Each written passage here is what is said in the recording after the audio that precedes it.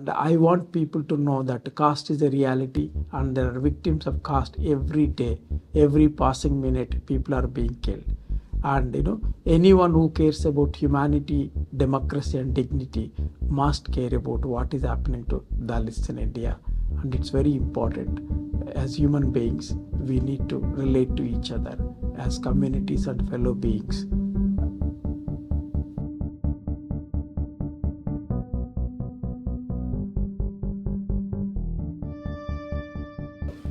Oh, my name is Chinnaiah Jangam. I am an associate professor in the Department of History at Carleton University. I write on the history of Dalits, who are also known as untouchables in India, particularly their political and intellectual history, and the way in which they played a critical role in the making of modern India, particularly during the time of anti-colonial nationalism. Caste system is a very important foundation for the making of Indian civilization across centuries, where in which the pyramid structure caste system based on the not only hierarchy and inequality but also idea of purity and pollution are central to the idea of caste. So in this context, what happens is that the majority of the population are pushed under this so-called lower caste or oppressed caste, and who are made to perform occupations which are deemed polluting, and also they have to perform this unpaid and unfree labor. And in this context, the caste divisions and the caste pollution, the so-called caste pollution, makes nearly 200 to 250 million people in India are considered as untouchables who perform unwanted and ignoble professions like cleaning streets and also dealing with manual scavenging and also other various types of occupations which normally the so-called touchables and also honorable people will not do. So in this context, historically, Dalits are made to work as not only farm laborers but also made to perform occupations which are not considered noble and also dignified. So in this context, what happens historically, the coming of modernity and modern occupations and education led to a new form of social transformation.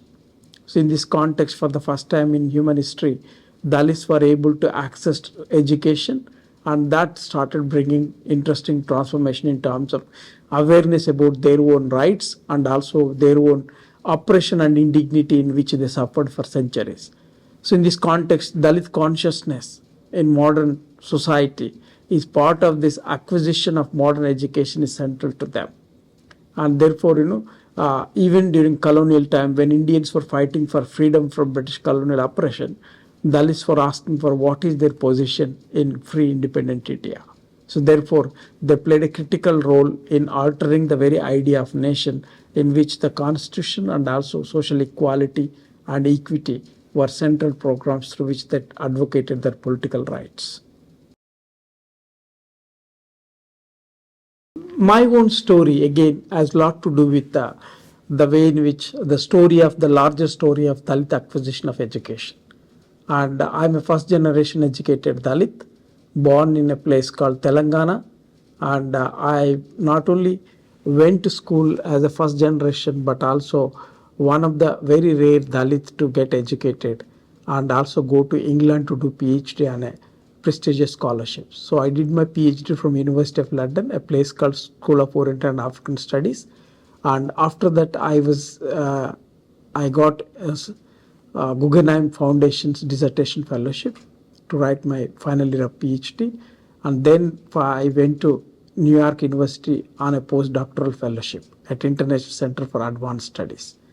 And then I taught in the US and moved to Canada in 2010. So it is like, my story is like a very classic Dalit story in which, because we went to schools precisely because of the affirmative action policies introduced by the government of India, particularly because of the constitution mandated.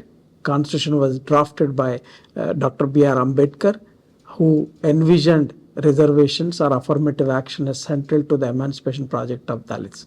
So therefore, Dalit children like me were able to go to schools precisely because of this new laws in post-independent India. And when I moved to Canada in 2010 as an assistant professor in the Department of History, it is a very different world here. People are not only not aware about caste system, but also I am like one of those very rare Dalits to enter North American academia as a tenure track professor. So I'm here for the last, I came in 2010, so almost 14 years of my life is in Canada and particularly at Carleton.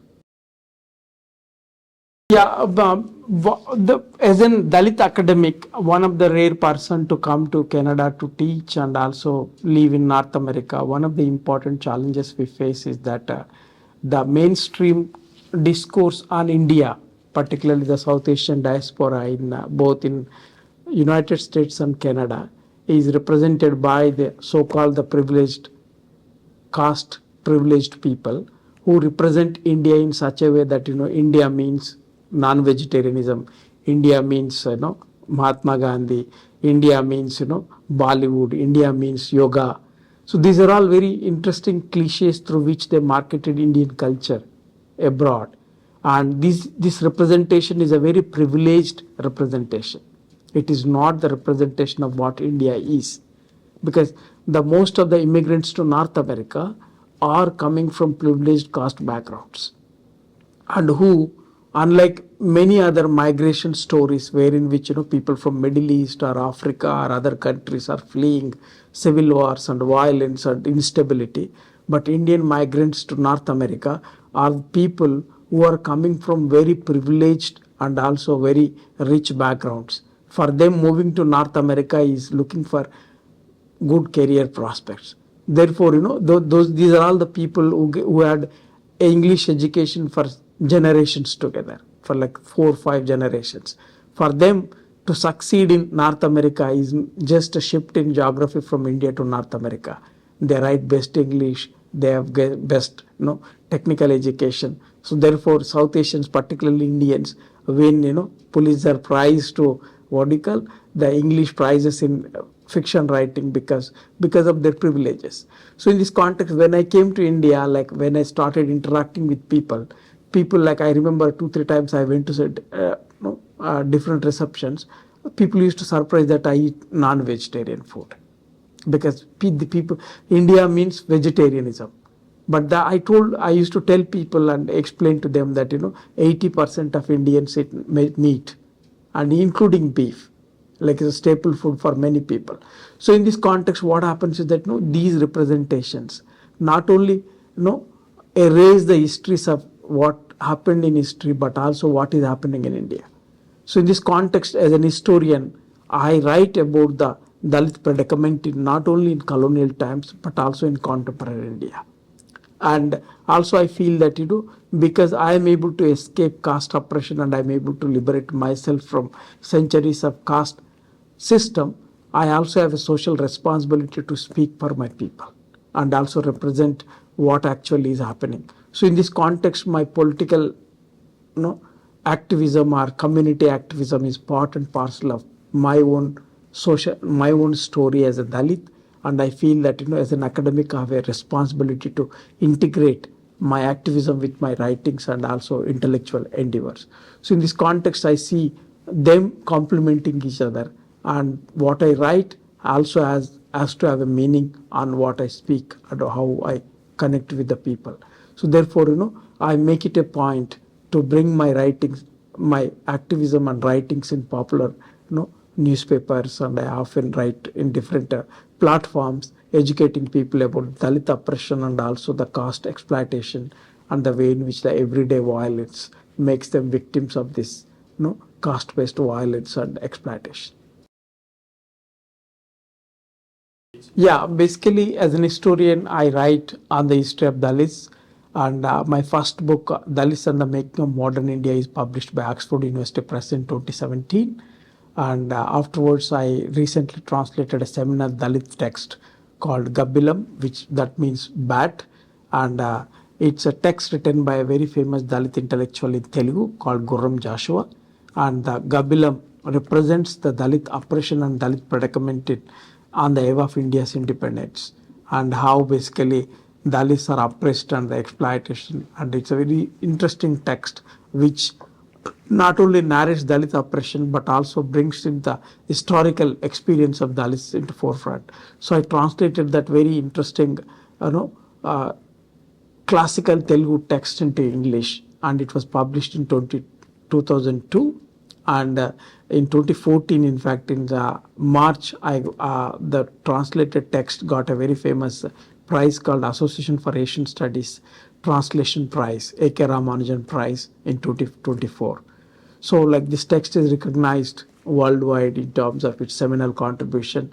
And now I'm currently writing a book on the long durée history of caste in India. How the fundamental argument is that, throughout history of India, at different phases and different periods of history, caste was central to the idea of making of state, and caste is the foundation on which all the other aspects of society were formed. As an academic, because I am one of the rare academic, and also I do a lot of advocacy in terms of caste equity and caste oppression.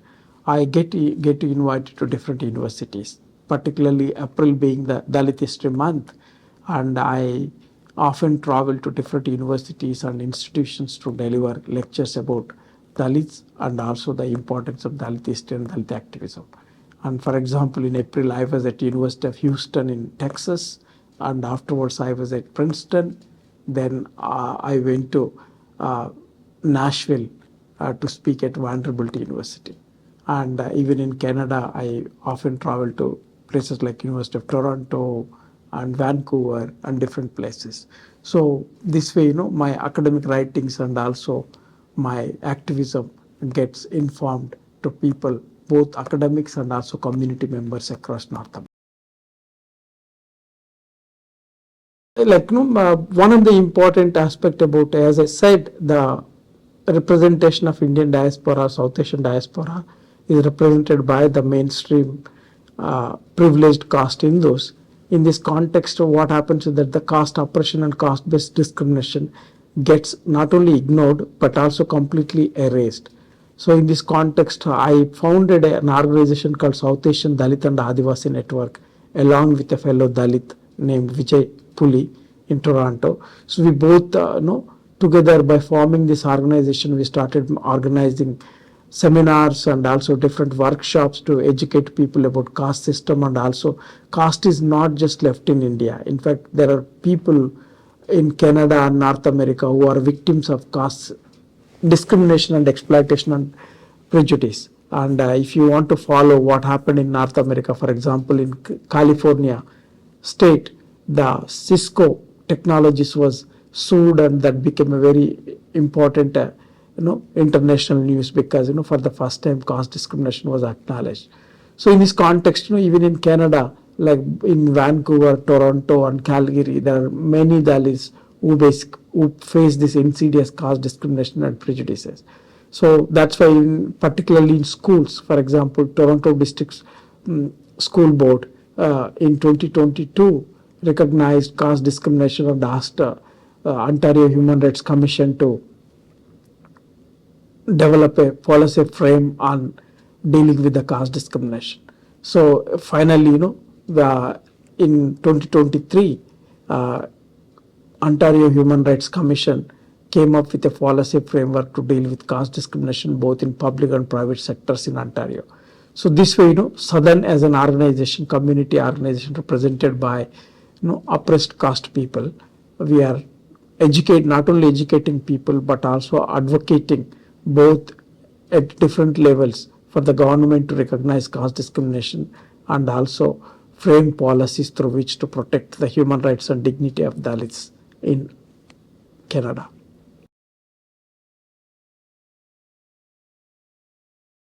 Yeah, but the future of Dalit, one thing is that, because of Dalit, Black Lives Matters and also the questions of indigeneity and exploitation, like oppressed voices across the world are coming to the forefront, and both immigrants and also indigenous people and also caste oppressed Dalits and like Roma people and Borokami people and also different communities from across the world now found a voice to advocate and also argue about their oppression.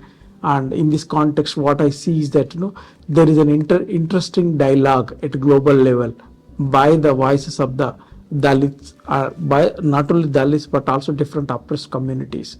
So in this context, what you see is that there is a growing number of Dalit migration to both North America and also to Canada. So in this context, the Canada and United States, there is a growing population of Dalits across states and regions. So in this context, as Dalit presence is growing, and also what you see is that the awareness about the caste system, not only among South Asian diaspora, but also non-South Asian and non-Indian population are also coming to know.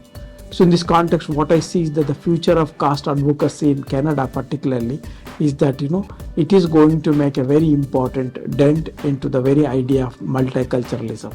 And if you really want to address the problems, both violence against women and also the insidious violence within communities like South Asian communities, it is very important to have the policy through which caste lens has to be framed, and caste oppressed people needs to be made part of any sort of policy frameworks government or provincial governments or federal government is trying to make.